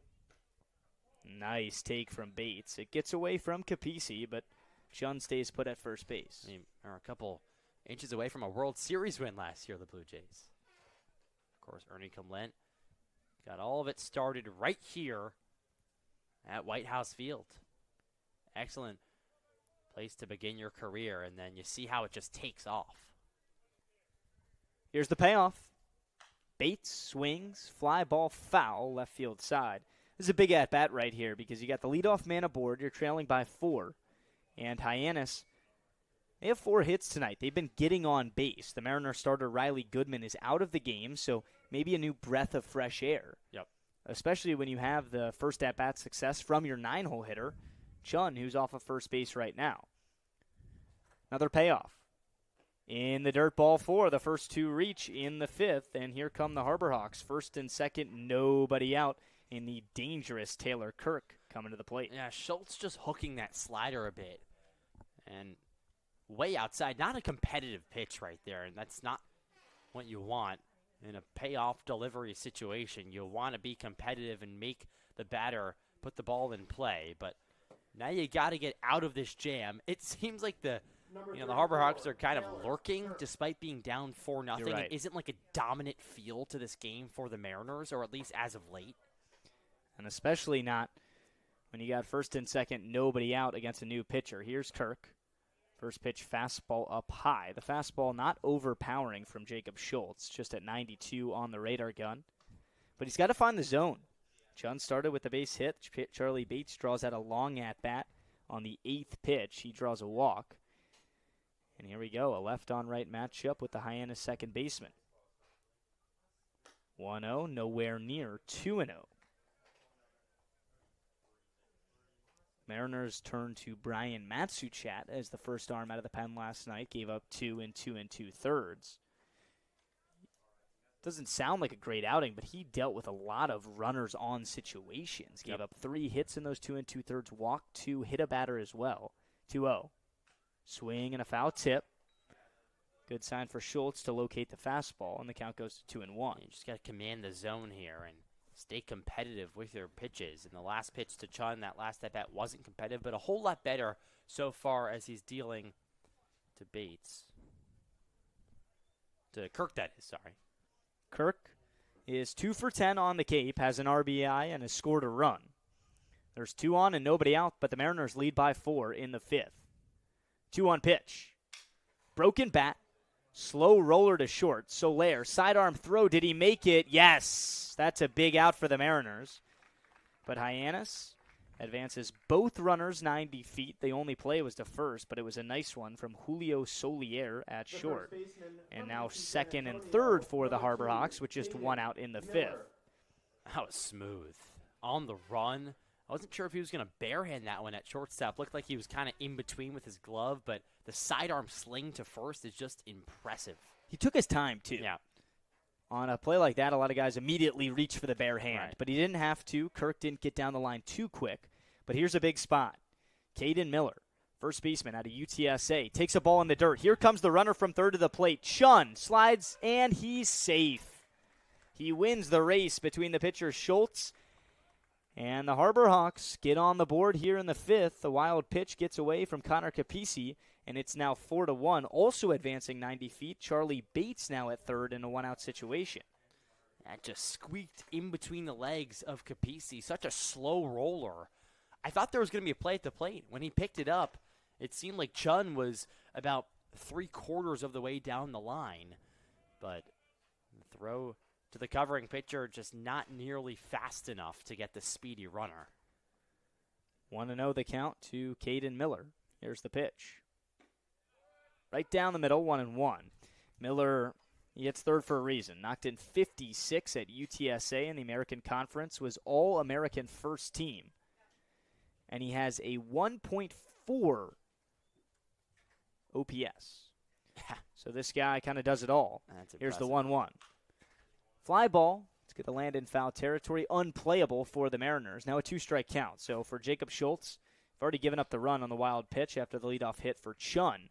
But this is a spot where you feel like you can maybe steal or take away a run potentially from Hyannis with a punch out and get this to 2 outs. Miller looking to protect and put one in play. Hyannis inching closer. 2-strike pitch. Just a little bit up and away, 2-2. Schultz reached back on that fastball. That came in at 94. Yeah, I was going to say that pitch was way up there with velocity. A lefty that throws anywhere between 95 is just dangerous, and you rarely see it, but when you've got it, you can have some gold. Embry on deck. Here's the 2-2 to Miller. Hot shot to first. Bussey's got it. There's nobody coming home, and that's the second out of the inning. As good of a strikeout as a strikeout for the Mariners, but credit Charlie Bussey. He was playing in and still caught that off one hop. For a guy who had an opening day start in the outfield, he can also play first base as well. Yeah, look at him still with his sliding glove in the back pocket for Bussey. But impressive stuff from the man, like you said, started in the outfield opening day. He looked real cool and calm there for a pitch that was probably hit about near 100 miles off the bat. So it's most likely going to take a hit to get the runner in from third. That's Charlie Bates over there. Here's Embry. First pitch hanger right there on the inside corner. Called strike one. That was like a get-me-over first pitch curveball. I've seen a couple of those with that 12-6 action. Embry is 2 for 2 so far tonight. He's off to a scorching start on the Cape. He was 2 for 4 yesterday. Makes him 4 for 6 on the summer. Schultz looks in and comes home. The 0-1. That's down low. Would be unfortunate considering that if Schultz can get out of this, the lone run that would score, always in the most frustrating way, a wild pitch. But if you limit the damage to 1, give the Mariners a chance to get it back in the 5th, maybe some more, and you still lead by 3. A big at-bat for the sake of keeping momentum in this game. The 1-1. Wave and a miss at a nasty slider away. 1-2. Yeah, that was pure filth. A pitch going away from a righty, from a lefty on the mound. Can be a backbreaker right there. See if he goes back to it. Rarely seen him go back to the same pitch in consecutive offerings. We'll see if he does it here. Crowd getting into it here. The claps on at Whitehouse Field. The 1-2 inside, 2-2. Yeah, but he went back to the fastball there, trying to keep the hitter off balance in the plate. So what do you do now, 2-2? I mean, I think that maybe you go back to the breaking ball after showing him the heat. No, he went slider, fastball. Now maybe one more slider again to put him away. 2-strike pitch. Breaking ball. Down low at the shins. Count goes full. Embry is just a tough out, man. I mean, there's no other way to put it. 370 his batting average in college. His on-base percentage above 500. His slug above 600. Talked about the 1,100-plus OPS. He's going to sit. He's going to get his pitch, and more times than not, he's going to drive it. Big pitch here, 3-2. Scorched down the left field line, but foul. Look out over there in the Mariners dugout. Everybody's okay. This is a battle right now, Milo. Yeah, and I think that, right now the hitter, Embry, seems like he's starting to become a little bit closer in terms of his timing. And the longer the at-bat goes, the advantage goes to the hitter. You see more pitches, and now maybe the focus shifts to the pitcher in Schultz, and the pressure maybe goes on him because Embry is starting to feel confident in that box. Payoff. Outside ball 4. That's an unbelievable at-bat. In all 3 IABs today, John Embry has reached base. And that now puts Harbor Hawks at the corners. The designated hitter for the DH, Trey Hossey. Trey Hossey. Hossey is 1 for 2. Struck out his first time up and singled in the 4th. And here comes the Mariner pitching coach, Hunter Dilworth. Just trying to calm his pitcher down. You've worked yourself into a little bit of a jam here with runners on the corners. But I think his stuff has looked fine. His confidence on the mound seems pretty good right now despite that last walk. So just trying to calm him down, make sure he's all good. A couple of taps on the back, maybe ask him what he's having for dinner later tonight. Get the nerves out of the way. Yeah, I mean, still top of the 5th, not a high leverage spot, but this is Schultz' first outing of the summer on the Cape right now. You can see Dilworth right there. I mean, there are smiles in that meeting. Just trying to keep it easy on his pitcher. They all know it's a big spot in this game. The tying run is up. But You got to stay relaxed in this situation. Top 5, 2 down. Harbor Hawks at the corners. The Mariners lead 4-1 after scoring 2 in the first, 2 in the second. And the Hawks trying to cut that in half. And maybe even more now with runners at the corners. Here's the DH, Trey Hossey. He already has 5 hits on the Cape. First offering. Ground ball up the middle. It's a slow roller. Smolinski's going to take it himself and tap the bag for the final out. Whatever Hunter Dilworth said, dialed up the inning-ending ground out to Smolinski. And the Mariners, along with Schultz, strand 2 to end the top of the 5th. Hyannis gets one back. The Mariners lead 4-1. You're watching Cape League TV.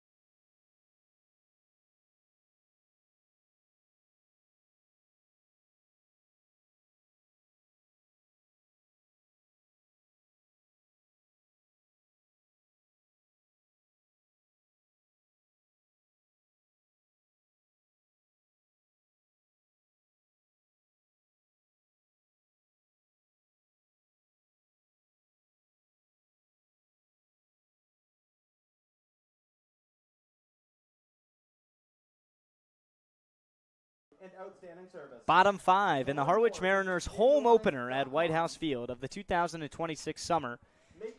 And it's been a lot of good for the M's so far. 4-1 Mariners lead. Appreciate everyone tuning in to the first TV broadcast of the season for the Mariners. Alongside Milo Hoffman, I'm Luke Brenneman. And Harwich has the heart of their order due up here in the 5th. It's Smolinski, O'Leary, and Bussey. Smolinski and O'Leary hitless so far tonight. That's rare, especially for Ty Smolinski. And he's got a left-on-left matchup with the reliever Braden Sharp. Sharp came into this game in the 4th, gave up a 2-out double to Julio Solier, but stranded him there when he got Garrity. First pitch, fastball away, 1-0. So the starter for the Harbor Hawks, Liam Kinnan, went 3 innings, gave up 5 hits, 4 runs, walked 2, only struck out 1. Hyannis just trying to eat some innings on the defensive end and slowly get back in this game. They added 1, their first run of the game in the top half of this inning, but it could have been more. A nice job by the Harwich left-handed reliever Jacob Schultz to get out of that with runners on the corners and 2 outs. Yeah, excellent job just to force the slow ground ball over to this man, Ty Smolinski. Here's the 1-1, swing and a miss. That was an off-speed pitch up that high. Smolinski tried to hang back but just couldn't connect. And the count moves to 1-2.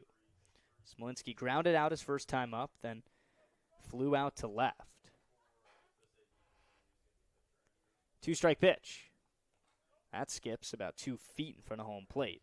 And the count's 2-2. He's going to go to work once he falls behind to 2 strikes in the at-bat. I mean, someone that struck out 32 times this past season at Kansas State, but walked 21 times, so not too big of a margin there in those categories. 2-2. Fouled straight back. Smolinski's always going to work. And it's a common theme through these first 11 bats of his summer. He has that home run as his lone extra base hit, the 2 RBIs coming from that. But in the leadoff spot to kick off the 5th inning for Harwich, trying to get that run back from the top half and maybe some more. 2-2 again. This one is laced out to right field, but the right fielder Chun has a beat on it and is there for the first out. Even still, though, he's putting the ball in play, making good contact. And it seems like he's going to get a competitive at-bat every time he goes up to the plate. And that continues right there. The Mariners continue to stay in this look where Garrity hits second, Smolinski hits third, and O'Leary hits fourth. But what that does is it's lefty, lefty, lefty, 2 through 4 in the lineup. And Hyannis there with a left-handed reliever in Sharp. And an inning like this can be tough because the left-on-left typically favors the pitcher, and O'Leary shuts me up with a slow roller up the middle. It can't be played on the backhand by Kirk, and that'll be ruled an infield hit for O'Leary. How many squibblers like that have we seen to start this season that are especially hits for the Mariners? Harwich defense has eaten up plenty of those already. Yeah, so many of those same exact type of hits off of the bat. It just goes to show the teams that have the ability to put the ball in play more times than not are the teams that are going to be successful this season because, yeah, I mean, natural dirt, you're going to get weird hops. It's going to be hard to make those plays despite these guys being Division I players almost across the board except for the hitter who's up to the dish right now. I mean, these are top-of-the-line guys, but even still, sometimes it can be tough with the bounces of the dirt. Here's Bussey, first offering. Pitch in the dirt. The Mariners have the most walks in Cape Cod. They have the most stolen bases in Cape Cod. And tonight, Milo, they've only struck out 2 times. There's 1 out with 1 on in the bottom of the 5th. That is a good recipe for success because you're getting guys on consistently. You're getting them over with their legs. Now it's time to get them in. Mariners 7 hits tonight. Check on the runner at first. I don't think O'Leary's going anywhere. Yeah, O'Leary, someone that just had 4 stolen bases at UMass Lowell this past season, so not necessarily a speedster on the base paths. 1-0 to Bussey. Checked his swing. That pitch was nowhere near the zone, and the count moves to 2-0. I think the good thing about Bussey this game is that, like you said, he's putting the ball in play. I mean, unlike his first start against YD, first 2 times up today, he has put the ball in play and trying to